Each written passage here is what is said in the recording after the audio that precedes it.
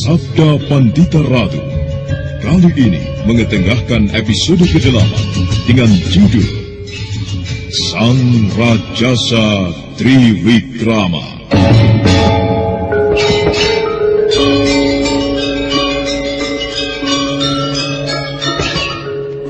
Dalam seri ke-235 ini dengan para pemain Ferry Fadli sebagai Kamaswara, M. Abud sebagai Ken Arok, Dedi sebagai Anjam Piani Kayuwangi, Andiris Hadis sebagai Biku Dewa Hastu, dan pengantar cerita Asti Suhasti. Meski Ken Arok adalah seorang pemuda yang sakti mandraguna, serta Kamaswara adalah seorang pemuda yang memiliki ketinggian ilmu yang tidak terukur pula, tetapi menghadapi tanaman-tanaman liar itu, mereka benar-benar kewalahan.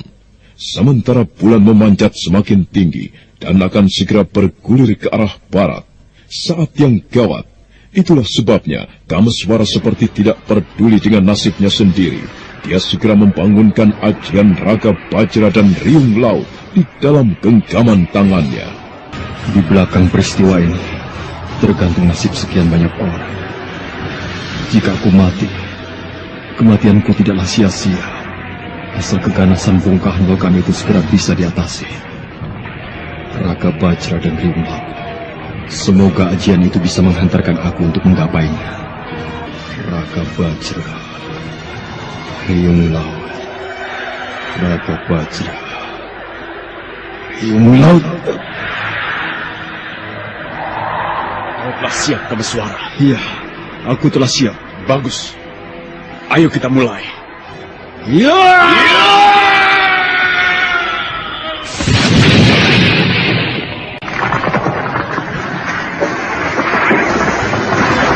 Pertempuran yang dirasa paling aneh oleh Kamaswara, tetapi tidak bisa diingkari sebagai suatu kenyataan itu berlangsung dengan dahsyatnya, dengan kekuatan yang sangat dahsyat, melalui lontaran ajiannya, serta keris Kiai Kambang Ayun di tangan kanannya.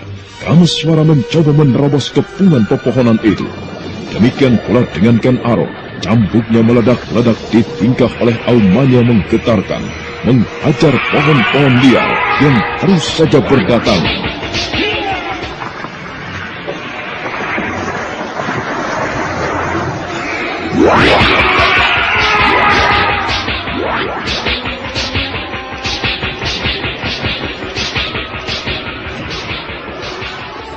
Sementara itu dari arah yang lain, Empu Gandring dan Biku Dewa Hastu serta Anjam Piani ikut mengambil perang.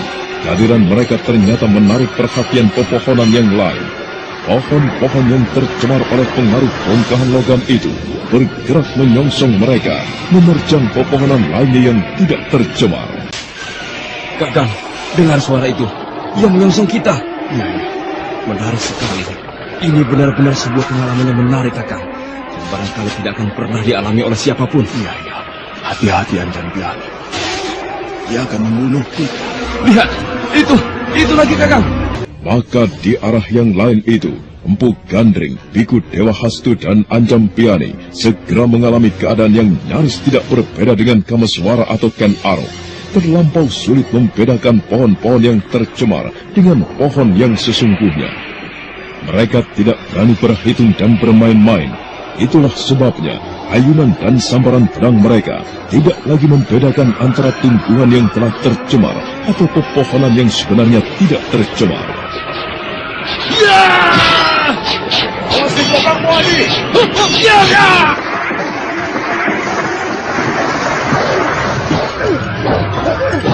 Meski waktu terasa lambat merayap atau sebaliknya, waktu terlampau cepat bergeser, maka tiba saatnya bulan hampir saja bergulir. Kamaswara semakin cemas karena betapa sulitnya dia mendekati bongkahan logam yang menjadi sumber petaka itu. Kamaswara, Bagaimana, Ken Arok? aku akan melindungimu. Pusatkan perhatianmu untuk upaya mendekati bongkahan logam itu. Mengerti? Baik. Dalam waktu yang sangat tipis itu, tiba-tiba Ken Arok melemparkan cambuknya. Ken Arok kemudian berdiri dengan kaki terpentang. Kedua tangannya terangkat tinggi-tinggi. Jantung Kamaswara berdegup semakin kencang. Kali ini karena ia menyaksikan apa yang dilakukan oleh Ken Arok, Kameswara seperti melihat Ken Arok ketika melakukan tapa brata di padang karautan.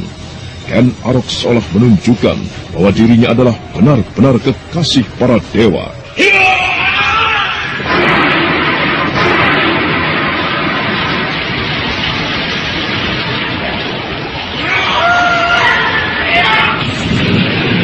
Suara merasa takjub sekali. Dia telah menggunakan ajian raga bajra dan riung laut, dan pohon-pohon liar yang dihantamnya berantakan.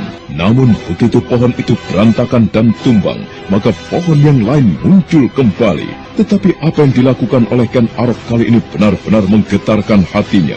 Ken Arok memporak-porandakan pohon-pohon liar yang menghadang, dan Kameswara tiba-tiba melihat sebuah peluang. Sekarang saatnya. Sekarang saatnya.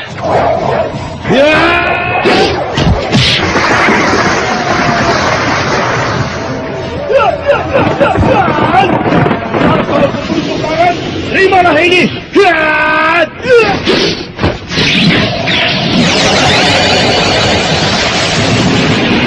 Apa yang dilakukan oleh Kameswara memang luar biasa. Demikian dia melihat sebuah peluang. Secepat kilat dia meloncat menerobos di antara sela-sela ranting dan dedaunan pohon yang gila itu. Beberapa ayunan batang yang menghadangnya disambar dengan keris Kiai Kambang Ayun. Dan dengan berjungkir balik, Kameswara menghunjamkan keris Kiai Kambang Ayun itu pada sasarannya. Maka mendadak, bongkahan logam itu mengeluarkan asap disertai dengan desis yang keras untuk kemudian diam sama sekali. Aneh, demikian bongkahan logam itu telah tersentuh keris Kiai Kambang Ayun, maka pohon-pohon liar pun berhenti. Beberapa pohon tumbang karena akar-akarnya tidak kuat mencengkram tanah lagi. Aku berhasil, aku berhasil. Ken Arok, lihat. Aku berhasil. Aku telah berhasil. Keris Kiai Kambang Ayun telah membungkamnya. Lihatlah Ken Arok. Iya. Aku menjadi saksi atas apa yang telah kau lakukan, Kameswara. Kau telah berhasil mengakhiri riwayat Bendala anak itu. Lihat kerismu. Logam itu telah berakhir dalam mengumbar bencana.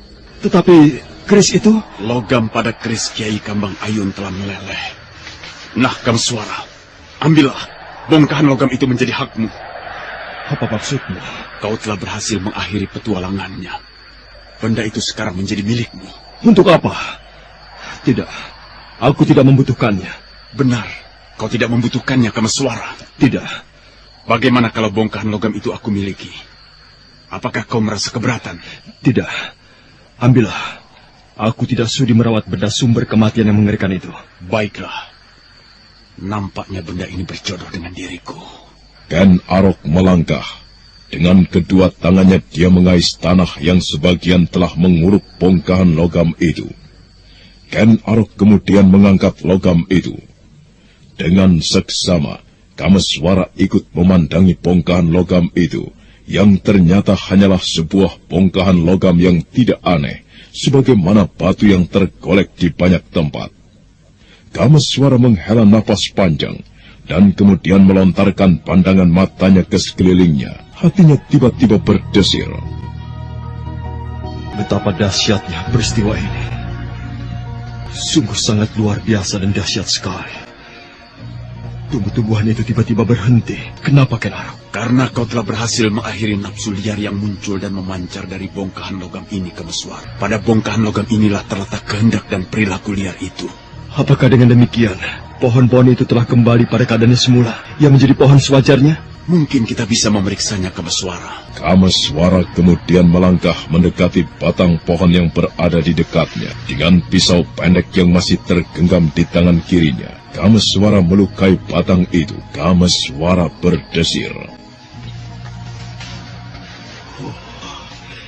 Darah. Pohon ini masih mengeluarkan darah, Ken Arok. Iya, kau benar. Apakah dengan demikian, pohon-pohon ini akan kita biarkan dalam keadaan seperti ini? Tidak, Ken Arok.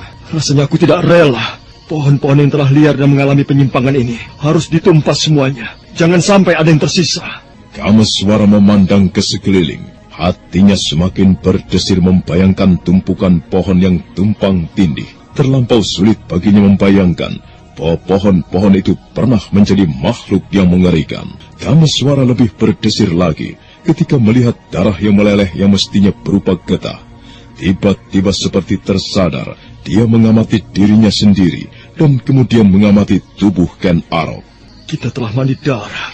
Wujudmu mengerikan sekali, Ken Arok. Kau juga, kau menjijikan. Jika darah ini adalah darah yang berasal dari korban-korban kabut setan itu, boleh jadi termasuk darah pamanku Kuda Sumekar. Ken Arok, aku harus membersihkan diri. Tanpa berkata-kata lagi, Kameswara melangkah meninggalkan Ken Arok yang berjalan menyusulnya. Kameswara berjalan dengan bergegas. Beberapa saat kemudian, Kameswara melihat Empu Gandring dan Anjampiani yang nampak termangu. Namun Kameswara benar-benar terkejut ketika dia melihat sosok tubuh yang tergolek di depan mereka. Paman Dewa Hastu! Paman Dewa Hastu! Apa yang telah terjadi? Paman Dewa Hastu! Melalui perjuangan yang sangat berat, akhirnya Kameswara dan Ken Arok berhasil mengakhiri petualangan bongkahan logam yang jatuh dari langit dan telah banyak menelan korban jiwa itu. Tetapi Kameswara terperanjat ketika menemukan Biku Dewa Hastu tergeletak dan nampaknya telah menjadi korban. Paman Dewa Hastu, apa yang terjadi, Paman? Kameswara. Ini aku, Paman. Bagaimana, Paman? Dadaku. Empu, bagaimana ini, Empu? Kameswara, terimalah ini. Apa ini, Paman? Apa maksudnya? Dadaku sakit sekali, Kameswara. Aku tidak kuat lagi. Tidak, Paman. Paman harus kuat. Paman harus hidup. Lukaku parah, Kameswara. Mumpung aku masih mampu bertahan. Paman, berikan kepada adikmu, Palupi. Paman Dewa Hastu. Kameswara, temuilah ayahmu. Paman, Paman Dewa Hastu. Paman Dewa Hastu. Paman Dewa Hastu. Akulah yang sebenarnya harus mati menghadapi pohon aneh yang berperilaku liar itu, Kameswara.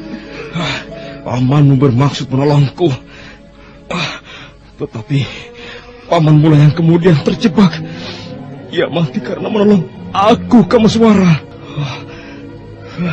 Kameswara yang tubuhnya berlepotan darah itu menggigit bibir dan kemudian menggeretakkan gigi untuk meredakan gejolak perasaannya. Sementara tubuh Biku Dewa Hastu, pamannya yang adalah juga gurunya, telah menurunkan ilmu kanuragan dari perguruan Wulan Sumirat dengan ajian-ajiannya, Raga Bajra serta Kakang Barab Adi Ari-Ari.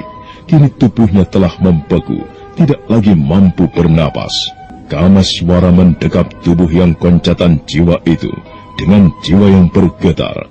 Dengan bergetar pula, kemudian Kameswara mengangkat tubuh itu. Digendongnya tubuh itu menuju pantai. Dengan hati yang tidak karuan, Kameswara memondong tubuh Biku Dewa Hastu, dan di belakangnya Anjampiani Kayuwangi mengikuti, disusul kemudian oleh Empu Gandring dan Ken Arok. Dada Empu Gandring sempat berdesir melihat Ken Arok memondong bongkahan logam, namun perhatiannya kemudian tertuju kepada Kameswara yang tubuhnya berlepotan darah. Api adalah kekuatan yang sangat dahsyat. Seperti kecil dari lidah api, terasa panas sekali di kulit. Ia bisa menjadi sahabat, tetapi api pula yang mempunyai keganasan mengerikan. Dan suci api telah mengantarkannya menghadap kekuasaan Hyang Batara Agung. Ken Arok memandang kobaran api dengan tanpa berkedip, sebagaimana Kameswara yang matanya berkaca-kaca memandang api yang menyala-nyala itu dengan tanpa berkedip pula. Lidah api dari tumpukan kayu-kayu bakar yang mengantarkan tubuh Biku Dewa Hastu menuju ke alam abadi nampak kebiru-biruan. Seperti bersepakat, di dalam hati masing-masing, mereka melantunkan puja doa untuk Biku Dewa Hastu yang berjalan menuju nirwana. Kameswara, aku ikut bersedih. Terima kasih. Yang nampak juga sangat kehilangan adalah Anjampiani Kayuwangi. Bukan saja karena Anjampiani merasa Dewa Hastu menemui ajalnya adalah karena menolongnya, tetapi jauh dari itu, Biku Dewa Hastu bagaikan saudaranya sendiri. Banyak hal dan peristiwa yang dihadapi bersama-sama. Waktu sementara kemudian terus bergerak, dan ketika fajar pagi datang, Kameswara mewadahi abu jasad pamannya dengan kain ikat kepala pemberian Empu Gandring. Bagaimana Empu? Apakah Empu tidak sanggup? Anak Mas meminta aku mengubah bongkahan logam ini menjadi sebuah keris. Iya, Empu. Pamor bongkahan logam ini menyimpan kejahatan, anak Mas. Benda ini menyimpan keganasan. Tidak terbilang jumlahnya korban yang berjatuhan yang diakibatkan oleh ulahnya. Meski wujudnya hanya bongkahan logam, tetapi ia telah meminta korban yang tak terbilang banyaknya, anak Mas. Paman Empu. Aku mengetahui Paman Empu adalah seorang yang wasis dan mumpuni dalam bidang keris pusaka. Hampir semua orang di Kediri mengenal siapa Empu Gandring. Aku yakin hanya Empu seorang yang mempunyai kesanggupan meredam pamor jahat pada pusaka ini dan membentuknya menjadi sebilah keris yang maha dahsyat. Anak Mas, bagaimana kalau aku tidak sanggup, anak Mas? Empu Gandring harus sanggup. Kalimat itu diucapkan dengan datar oleh Ken Arok. Namun betapa di baliknya tersimpan wibawa yang sangat besar. Empu Gandring mencoba menatap pandangan Ken Arok.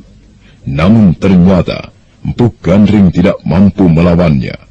Lelaki tua itu kemudian mengangguk-angguk dan menghela napas panjang, seolah akan dihisapnya seluruh lapisan udara di kawasan semenanjung Sempulungan itu.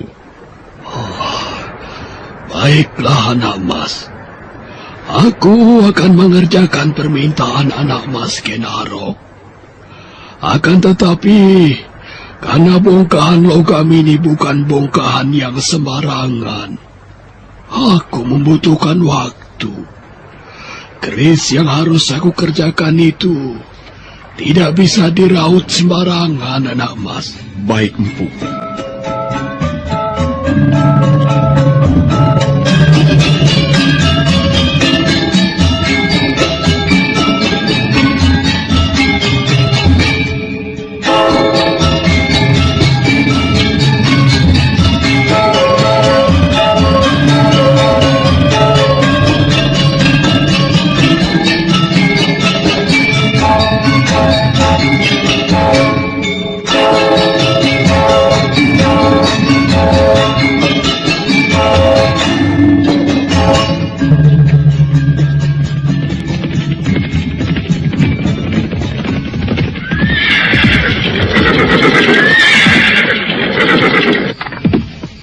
Berita apa yang kau bawa ke Kakang Leposari? Apalagi kalau bukan persoalan Ken Arok itu. Kenapa dengan Ken Arok? Apakah sang aku murka? Atau barangkali Ken Arok telah kembali? Belum. Ken Arok belum kembali. Dan juga tidak ada kabar beritanya. Tuanku aku semakin murka. Itulah yang benar. Sore tadi, tuanku aku telah memerintahkan kepadaku untuk memanggil Loh Gawe. Loh Gawe? Iya. Siapa itu? Seorang Brahmana. Yang ketika itu telah membawa Ken Arok menghadap aku Tunggu Lametung. Lalu? Aku bermaksud mengajaknya. Nah, Kebo Ijo, Ya. temani aku. Sebenarnya, bukankah lebih baik Ken Arok itu telah pergi? Kau salah, Kebo Ijo. Kau mengetahui siapa Ken Arok? Ken Arok pergi tanpa pamit, dan dalam jangka waktu yang cukup lama. Aku membayangkan, sesuatu bakal terjadi. Maksudmu? Kebo Ijo. Ya. Aku tetap mencemaskan keselamatan aku.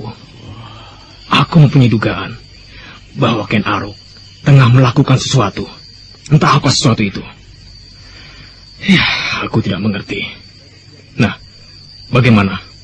Kau bersedia menemani aku? Ya. Baiklah Kakang Deposari. Ya, kebetulan sekali aku tidak tengah melakukan apa-apa. Ya, aku temani kau.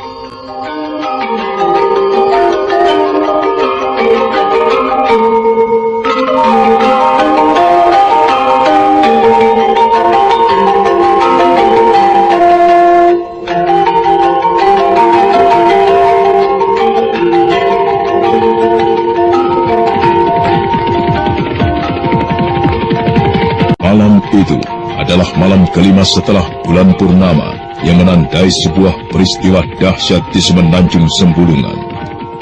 Ketika pedang bergeser, bintang-bintang di langit nampak gemerlapan. 2 ekor kuda berpacu meninggalkan kota Tumapel.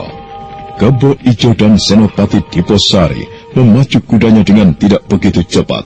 Setelah menempuh jarak beberapa pal melewati batas kota, kedua orang itu berbelok ke arah selatan.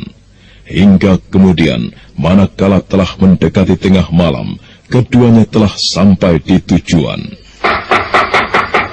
Brahmana Logawe! Brahmana Logawe! Buka pintunya! Kami berdua utusan aku Tunggul Amatung. Brahmana Logawe! Brahmana Logawe! Buka pintunya! Sepi sekali. Nampaknya tidak ada orangnya. Ada. Itu, suara langkah kaki.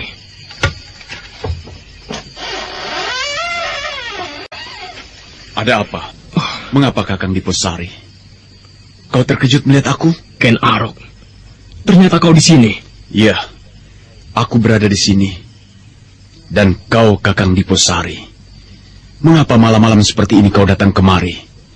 Kau katakan tadi kau mengemban perintah aku Tunggul Ametung. Ada apa? Benar, Ken Arok. Aku mendapat perintah aku untuk memanggil Brahmana Logawe. Untuk persoalan apa? Persoalan aku? Nah, kebetulan kau telah bertemu dengan aku di sini. Apa yang akan kau lakukan? Ken Arok, kau jangan berprasangka buruk terhadapku. Aku hanya mengemban perintah tuanku aku untuk memanggil Brahmana Logawe.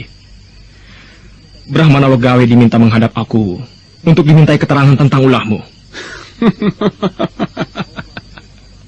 Kenapa dengan aku? Kau telah pergi tanpa pamit, Ken Arok. Padahal engkau mempunyai kewajiban. Berhari-hari kau ingkar dari tugasmu, Ken Arok. Iya, itu aku akui. Nah, sekarang kau telah bertemu dengan aku di sini. Brahmana Logawe tidak ada. Sebagai seorang Brahmana, Bapak Logawe banyak menempuh perjalanan untuk mengamalkan ilmunya. Kau justru menemukan aku di sini, Kakang Senopati Diposari. Sekarang, apa yang akan kau lakukan terhadapku? Tidak, Ken Arok. Aku hanya mengemban perintah untuk memanggil Brahmana Logawe. Tidak untuk yang lain. Barangkali kau akan menangkapku, Senopati? Tidak, Ken Arok. Senopati Diposari menjadi tegang. Tiba-tiba dalam hatinya tumbuh prasangka Ken Arok akan berbuat tidak baik kepadanya. Dalam keadaan di mana orang memendam rasa kecewa, Ken Arok tentu bisa berbuat hal yang tidak terduga. Tetapi Senopati Diposari dan Kebo Ijo kemudian menjadi terkejut ketika melihat Ken Arok tiba-tiba tersenyum dan sikapnya berubah ramah. Kakang Senopati Diposari dan kau Kebo Ijo, Aku berbohong jika kalian bermaksud bertemu dengan Bapak Logawe. Ada. Ayo, kita jangan berbicara di pendopo. Mari kita berbicara di dalam. Diposari menjadi gembira melihat Ken Arok tiba-tiba telah bersikap ramah. Diposari diikuti Kebo Ijo, kemudian melangkah ke dalam pendopo yang diterangi oleh ublik kecil yang menyala karena minyak lemak. Namun tiba-tiba rasa curiga itu kembali mempunjah ketika beberapa saat menunggu Ken Arok yang memasuki sebuah pintu belum nampak keluar juga. Kebo Ijo, Iya, aku menjadi curiga. kenapa? Jangan-jangan Ken Arok akan berbuat jahat kepada kita. Mengapa ia begitu lama berada di dalam bilik itu? Jangan keras-keras, Kakang. Telinga pemuda itu tajam sekali. Menyadari bahwa Ken Arok adalah seorang pemuda yang mempunyai kemampuan kanuragan tidak terukur tingginya, yang tentu memiliki kemampuan tak ubahnya Aji Sabta Pangrungu, Senopati Diposari diam dia tersentak dari tempat duduknya ketika tiba-tiba pintu terbuka. Di luar dugaan Senopati Diposari dan Kebo Ijo yang melaksanakan perintah Aku untuk memanggil Brahmana Loh Gawe. Di pesanggrahan Brahmana Loh Gawe yang sederhana itu, mereka justru bertemu dengan Ken Arok. Sikap Ken Arok yang sulit ditebak membuat Senopati Diposari yang mengetahui ketinggian ilmu kanuragan pemuda itu menjadi berdebar-debar. Ken Arok yang memasuki sebuah bilik cukup lama menumbuhkan tanda tanya dan rasa curiga. Tiba-tiba pintu terbuka. Senopati Diposari terkejut. Kenapa kau terkejut melihatku, Kakang Senopati Diposari? Apakah ada yang aneh yang aku lakukan? Atau kau terkejut melihat apa yang aku bawa ini? Kau terlalu lama, Ken Arok. Aku memerlukan pergi ke kebun belakang untuk mencabut beberapa batang pohon ketela. Dan aku merebusnya. Nah, meskipun hanya sekedar ketela rebus, moga-moga saja sanggup mengganjal perut Kakang Senopati Diposari yang tentu lapar. Kami memang sedang lapar, Ken Arok. Seperti yang tidak tahu adatmu saja, Kebo Ijo. Ketegangan di dalam hati Senopati Diposari menjadi lumer dan kemudian hilang. Mereka bertiga makan bukan saja ketela, tetapi juga nasi hangat berlaukan sambal dan terasi bakar. Setelah perjalanan jauh yang ditempuh, makanan yang sederhana itu ternyata terasa nikmat sekali. Apalagi ketika sepotong mentimun dioleskan pada sedulit sambal. Bagaimana rasanya? Sambalnya pedas dan mantap. Kau pandai membuat bumbunya, Ken Arok.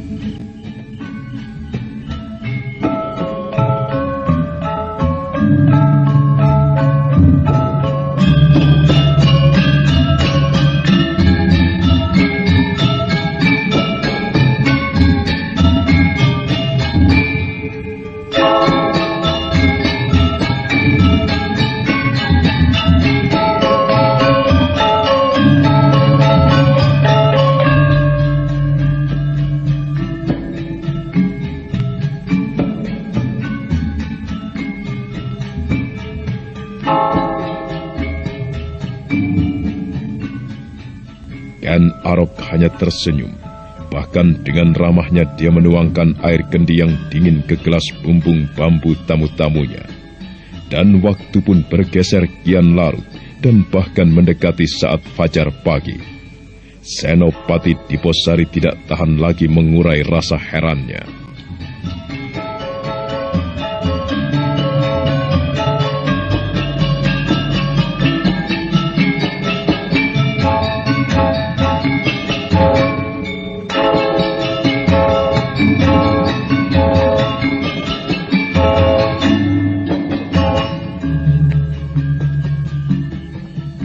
Ken Arok, Bagaimana, Kakang?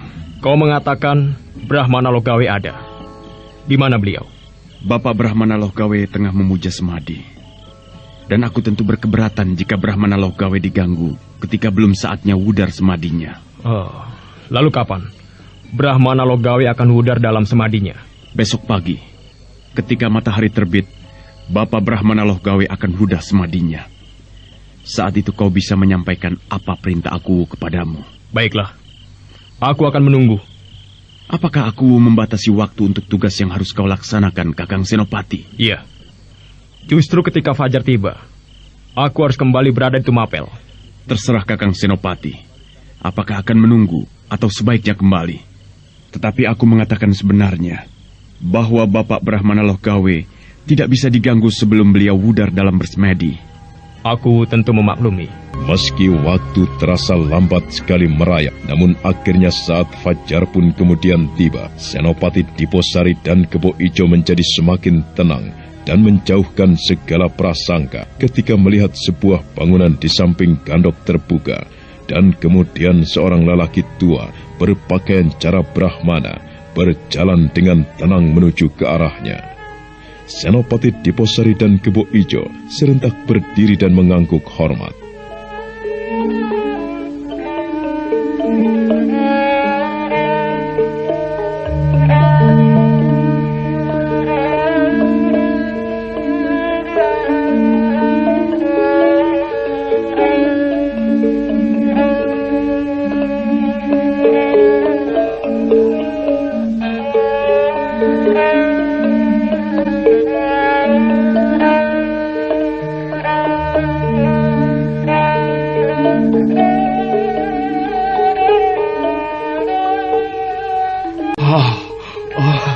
ada tamu rupanya.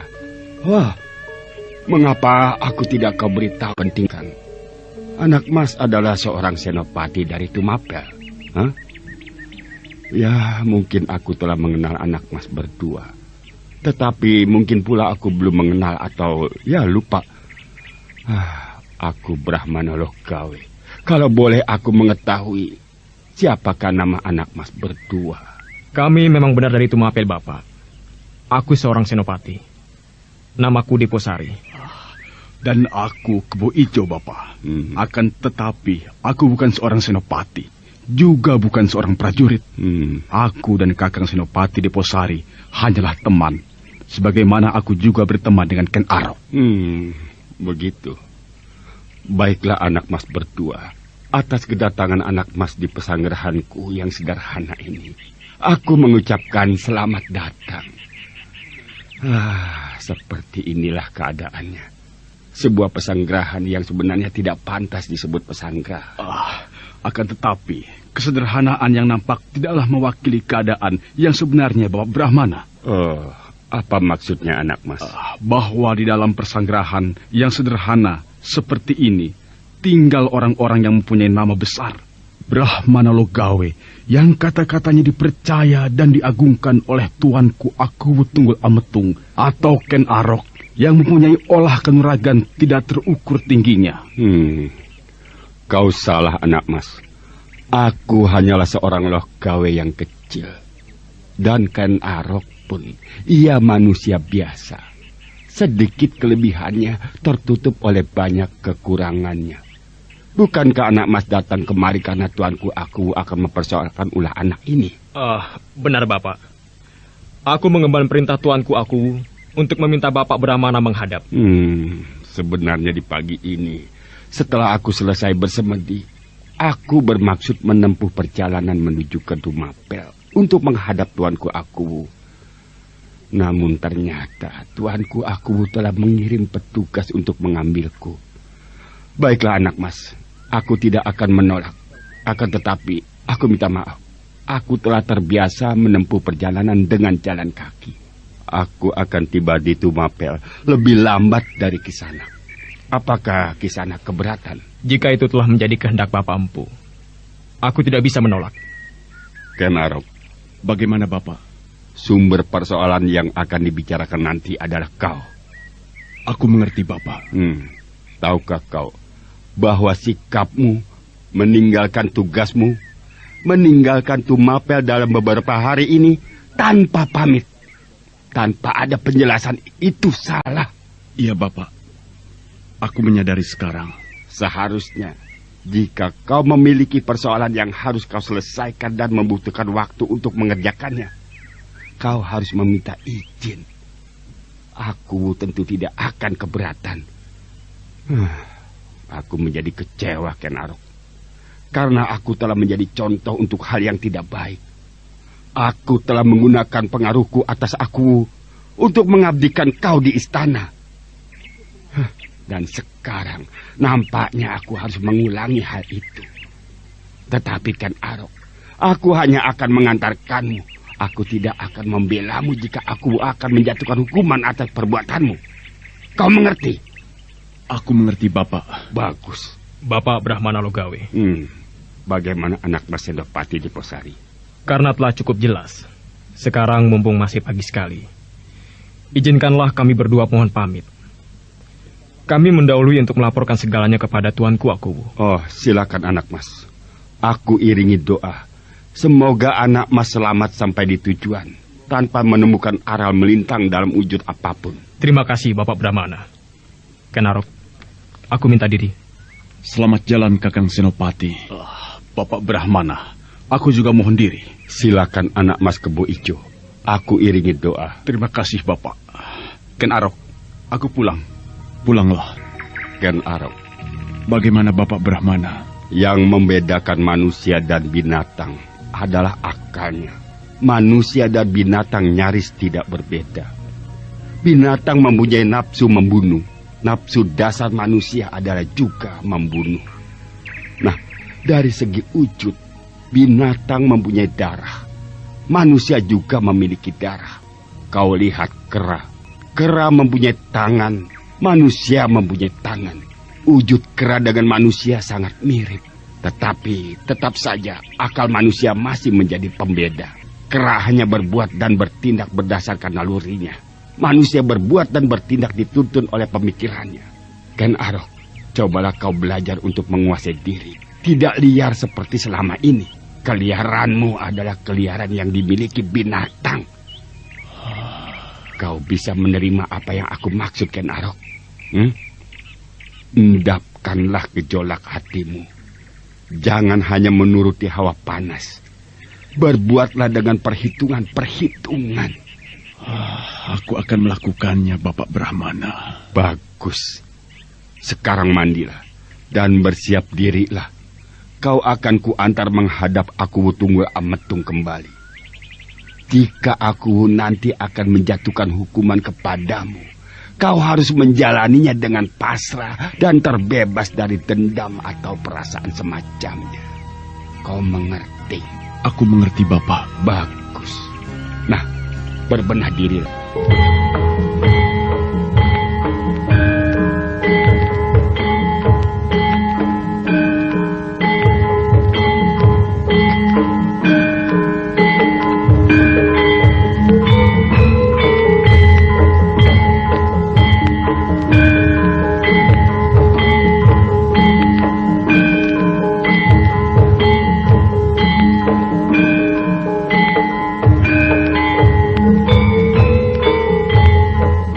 Sikapmu nampak berbeda beberapa hari ini, Permaisuri. Ada apa? Mengapa kau banyak diam? Seperti ada kecemasan di wajahmu. Ayo, katakanlah. Ada apa? Tuanku. Bagaimana? Hamba... Mengapa kau nampak ragu, Permaisuri Kendedes? Berkatalah. Tuanku Akuwu, hamba akan menyampaikan bahwa tamu yang biasanya datang itu kali ini masih juga belum datang. Tamu? Tamu siapa? Hamba, tuanku. Tamu itu adalah masalah pribadi hamba.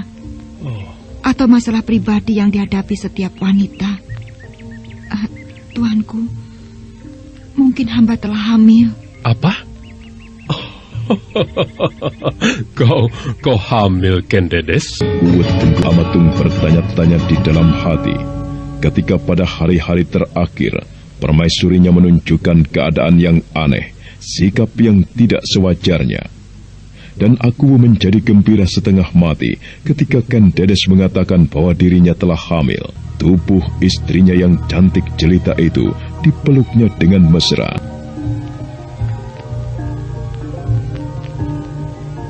Oh, permaisuriku, betapa bahagianya hatiku. Sungguh, aku benar-benar merasa bahagia sekali. Kau telah hamil, permaisuriku. Kau telah hamil. Aku akan segera menjadi seorang ayah. Wah, jika anakku kelak adalah seorang lelaki, maka ia akan menjadi seorang Akuwu untuk masa depan. Akan tetapi, tuanku. Kenapa? Apa yang membuatmu gelisah, Permaisuri? Kau akan menjadi seorang ibu? Hamba takut. Oh, lalu apa yang kau takutkan? Apa, Permaisuriku? Baru kali ini hamba mengalami seperti ini. Kendedes, tidak perlu kau takut. Kehamilan dan melahirkan adalah kodrat seorang perempuan. Jangan gelisah. Kau justru harus berbahagia. Karena kelak kau akan menimang dan membesarkan seorang bayi. Bayi itu lelaki ataupun perempuan, kita besarkan bersama-sama. Kita limpahi dengan kasih sayang. Bagaimana, Permaisuri? Ya, baiklah. Baiklah, aku tahu kau gelisah.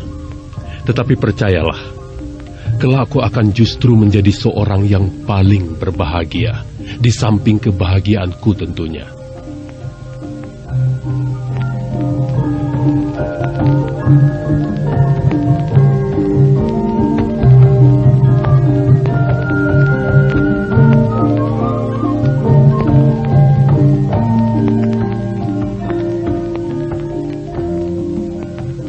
penuh rasa sayang, Aku Tunggul Amatung menuntun garwa prameswarinya untuk duduk di kursi yang beralaskan tilam lembut.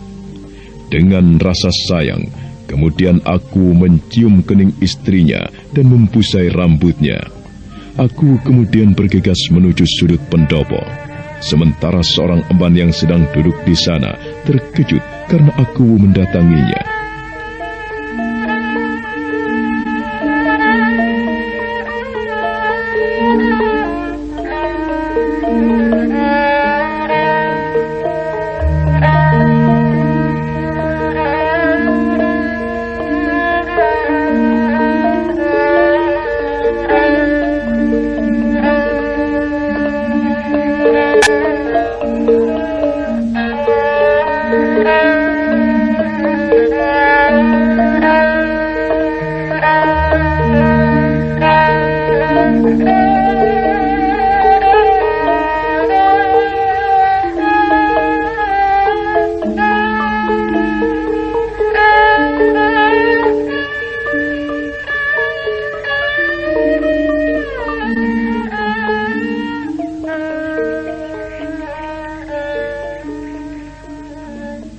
Emban?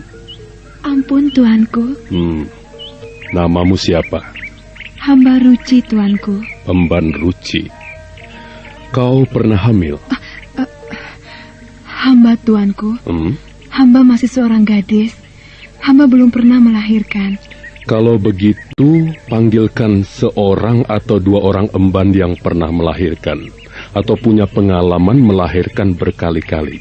Perintahkan menghadap aku. Mengerti? Baik, tuanku.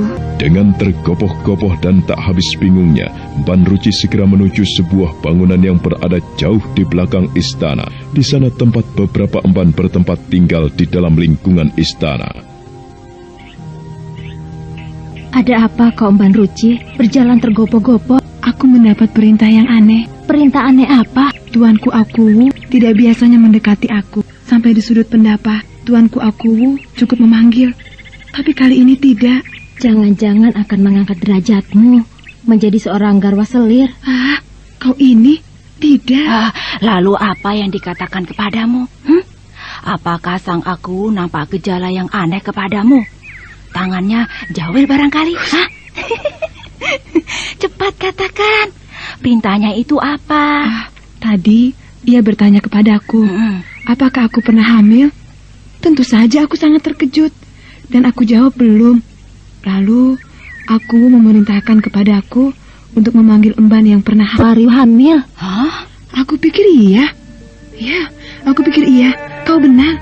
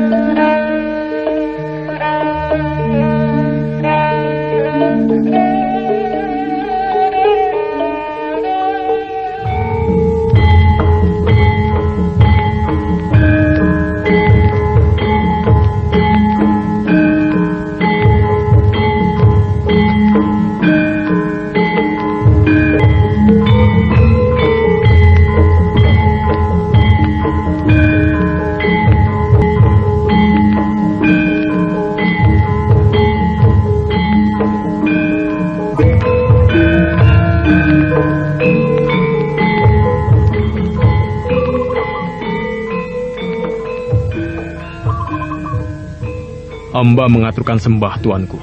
Aku terima, Diposari. Bagaimana dengan tugasmu? Mengapa kau terlambat sekali? Aku pikir tadi pagi, di saat fajar menyingsing, kau sudah kembali. Hamba, tuanku Akuwu. Ada beberapa hal yang tidak terduga yang menyebabkan hamba terlambat. Mengapa? Di luar dugaan, hamba justru bertemu dengan Ken Arok di sana, tuanku. Ken Arok? Di rumah Bapak Logawe? Benar, tuanku.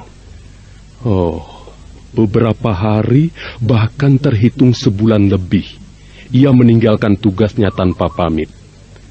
Ia seorang pimpinan pengawal istana, tetapi telah memberi contoh perilaku yang buruk kepada anak buahnya.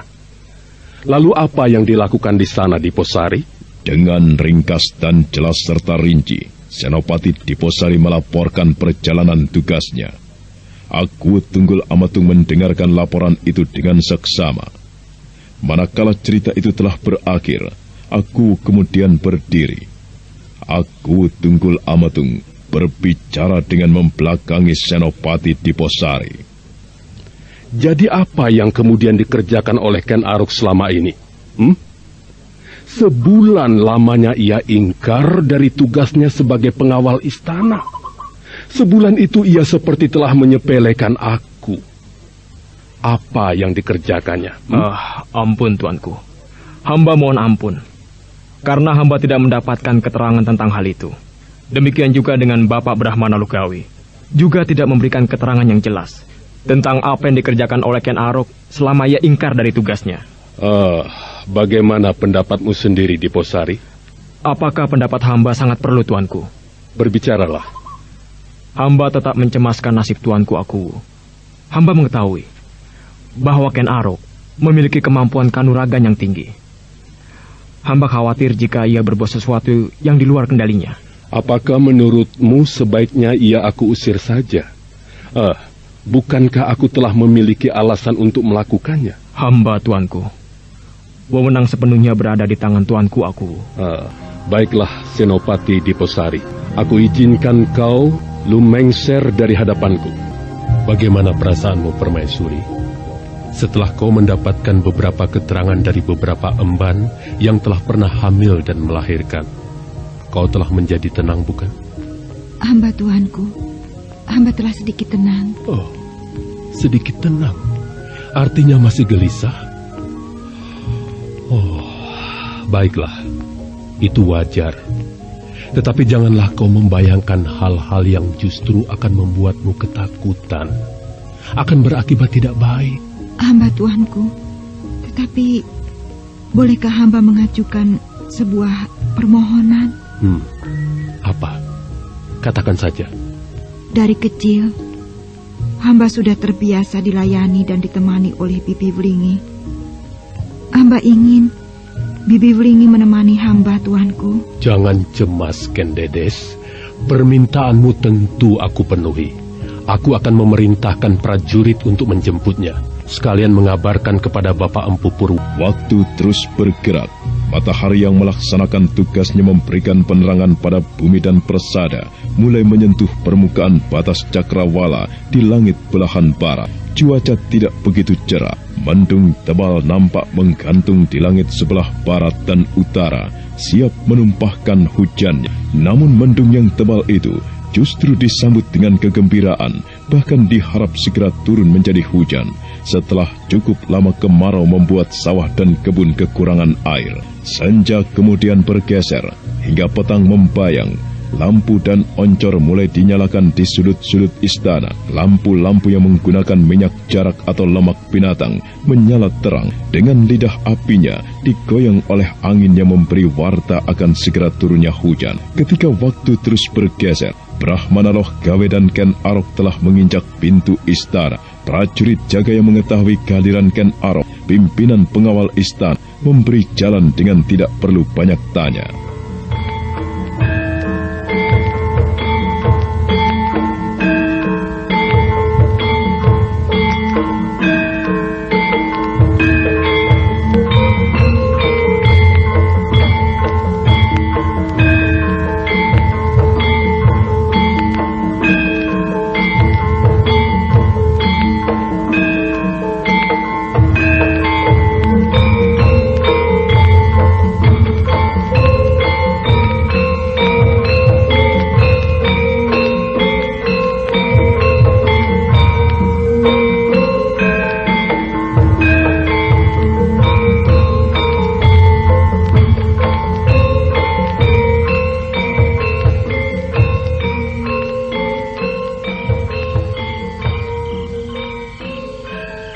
Hamba melapor, tuanku. Ada apa, prajurit jaga? Brahmana Logawe bersama Ken Arok mengajukan permohonan untuk menghadap, tuanku. Persilakan mereka untuk menunggu di pendapat tengah. Hamba tuanku.